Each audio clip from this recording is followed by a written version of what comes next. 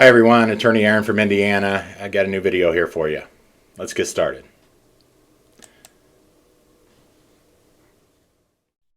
Can you hear me? Now I can. Can you Okay, hear? great. Yes. Okay, we're Good ready. morning. Good morning, Your Honor. Abby Pence on behalf of Mr. Ayuso, who's present at the Nisqually Jail, appearing over video this morning for an arraignment hearing. We have 23L000504, 2A0139695, and 23L000505.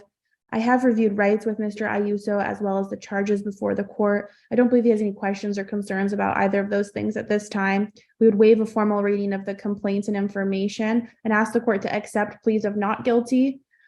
We will be stipulating to probable cause in the matter ending in 504 and 695. I do have a probable cause argument to make in the matter ending in 50. Excuse me, I got those mixed up. We would be stipulating to probable cause in 695 and 505, and we would be making a probable cause argument in the matter ending in 504. So I can make that at this time, or we can pause now, I guess, and let the city make a record about that. I'd like to address probable cause first, and Mr. Britton, if you'll raise your right hand. Do you promise to tell the truth, the whole truth, and nothing but the truth? Yes, Your Honor. I'll hear argument. Thank you, Your Honor. With respect to the probable cause argument for the cause number ending in 504, would Your Honor prefer that I read from the police report? Yes. Thank you, Your Honor. And apologize, I was on the road. Here we are. Thank you, Your Honor.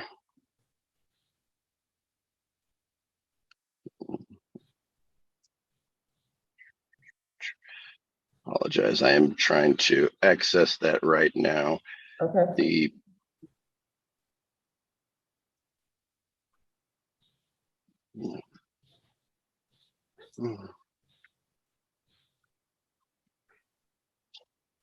Okay, thank you, Your Honor. And this is an incident report number 230901994.1.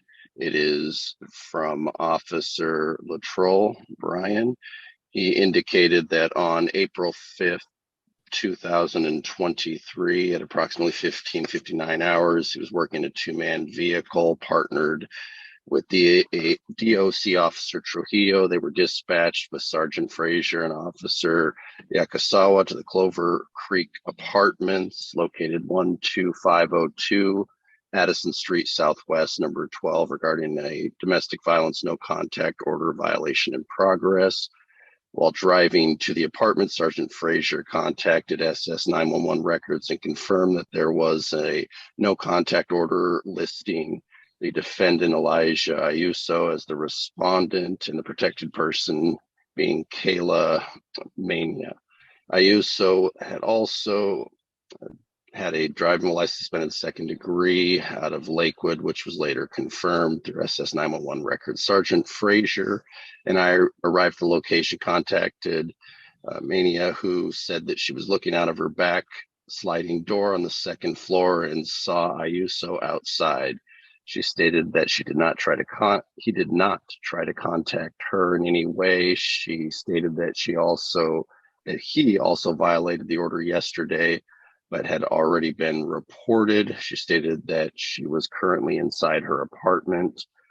Officer began to walk down the stairs to number 5 and saw Elijah walking around the front. Sergeant Frazier gave him verbal commands to stop, and he did. Officer Trujillo placed Ayuso under arrest, read him his Miranda rights, which he verbally understood. He said he did not talk to her or go to her apartment. I explained that he was not to be within 1,000 feet of her residence. Sergeant Frazier transported and booked Ayuso into Nisqually Jail for DVVNCO, domestic violence no contact violation, and his warrant. And the officer provided Mania with a business card and a case number, and that completes the report, incident report from Officer Luttrell. Okay, I'll hear from Ms. Pence. Thank you, Your Honor. And in regards to this allegation of the violation, there's no information in the probable cause that Mr. Ayuso was within 1,000 feet of Ms. Mena's specific residence. The court order protecting Ms. Mena can't restrict Mr. Ayuso from the entire complex of apartments because there's multiple residences there. In this instance, Mr. Ayuso was residing and staying at another apartment in the complex. And so the order does not, I don't believe under case law, the order can restrict Mr. Ayuso from the entire complex, of effectively making him homeless in this instant. This report states he didn't have any direct contact with Ms. Mena in this incident, nor is there any information that he was actually directly within 1,000 feet of her specific residence. The information provided is that he was seen in the apartment complex outside of her apartment from somewhere in her apartment, but there's no information that that was actually within 1,000 feet or that he made any contact with her directly. So it is defense's position that there is not probable cause in this this charge. All right, and Defense makes a good argument here. The officer probably should have delineated how many feet, approximate feet, the defendant was from the apartment. It'd be interesting to see what the judge thinks here. If she's able to see him out the back window, you would think that he's close enough. 1,000 feet's quite a bit. We're talking 3 football fields away. I don't think she could see him that far away. Even though I'm defense bent, I don't think this argument should stand. Let's see what the judge says. Brittany, while I was listening to the police incident report, I was waiting to hear a mention of distance. I did not. What is your response to that? Thank you, Your Honor. You are correct. There was not a mention of a specific distance. I would argue that, at least for purposes of probable cause, being the low threshold or burden, that information could later be added. But I would argue that being that he was seen outside of her window, presumably she's seen outside the sliding glass door, that he could have been within that 1,000 feet prohibited distance and would be asking the court to find probable cause. Anything further, Ms. Pence? I would just argue that's not enough for probable cause in this instant. We're stipulating a probable cause in the other 2 cases, and so the city can still recommend release conditions on those other 2 cases, even if the court doesn't find probable cause on this charge.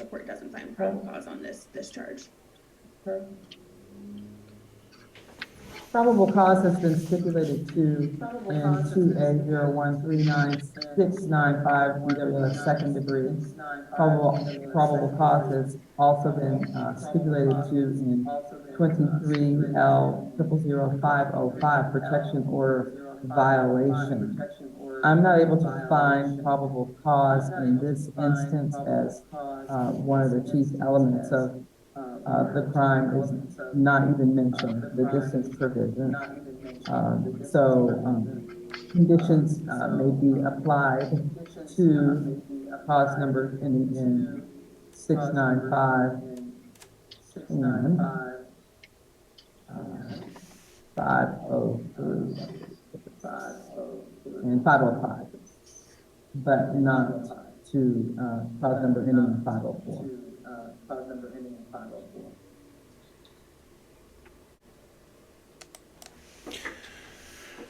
Well done, Judge. I think it doesn't meet the elements. You're asking somebody to stipulate or estimate distance. So I agree with the answer. I think the state's argument could have been better put with if she's able to recognize him 1,000 feet. You could not recognize somebody from more than 1,000 feet away. But regardless, let's see if he gets released here on the other 2 causes. Hopefully he does. And I'll hear from the city.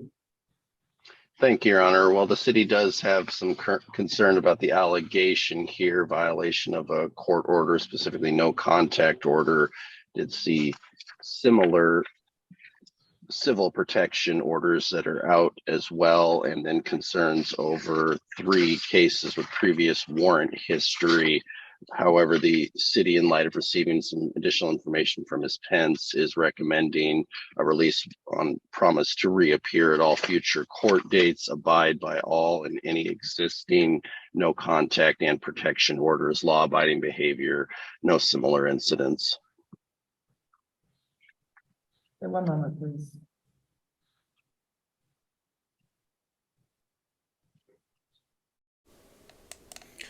Well, that's easy for the defense. The state stipulated to a release, so makes it easy for Ms. Pence's argument. She just agrees here.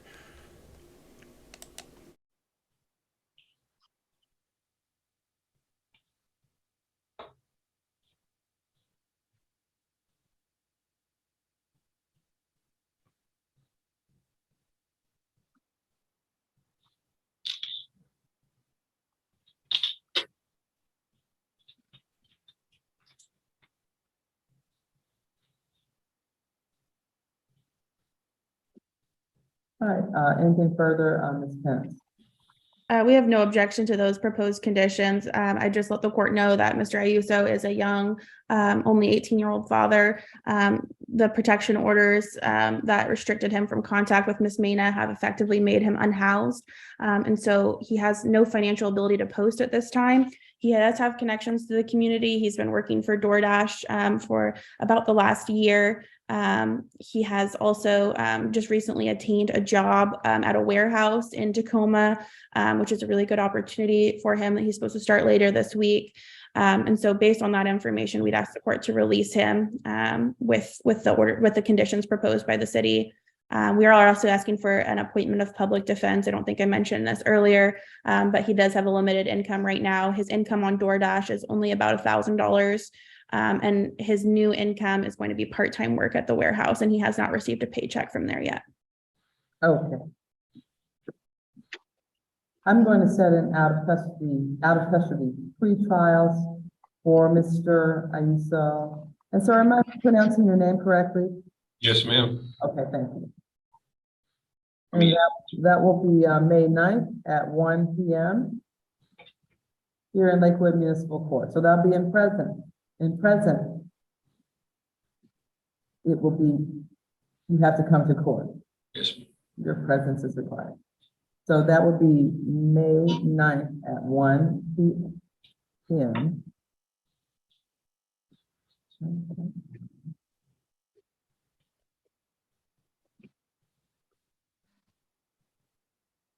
And I have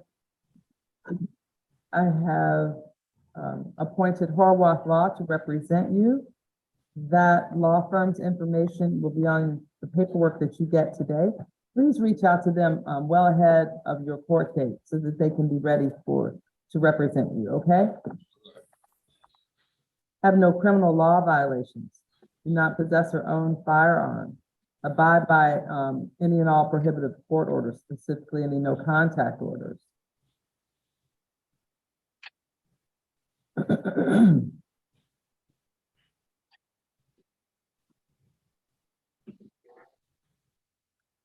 And I am releasing you today based on what your attorney has said about your community connections and your work history. And I'm looking at your criminal history, and I do not see a history of you missing court. So I feel sure that you will return to court for your court date. Am I right? Yes, ma'am. Okay.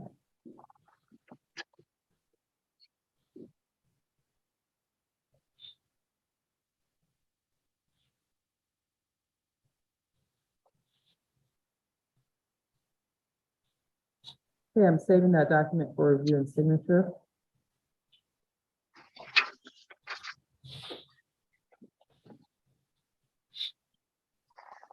And I have appointed Horwath Law without a promissory note based on counsel's recitation.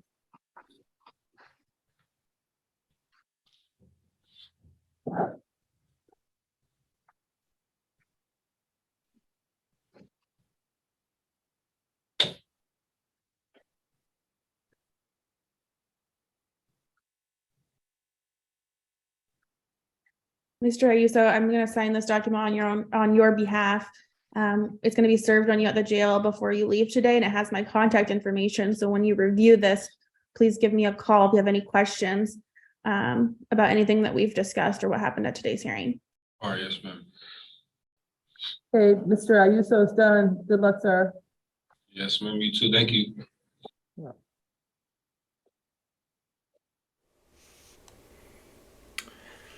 Well, I really like the way this judge handled the court. Very straightforward and does a great job. Both attorneys did a great job, and most impressive was the defendant's respect for the court. He addressed the judge immediately upon being asked questions appropriately, and paid attention, and also answered his attorney when she talked to him. So, well done, defendant. Hopefully, he can resolve these in time and put this behind him.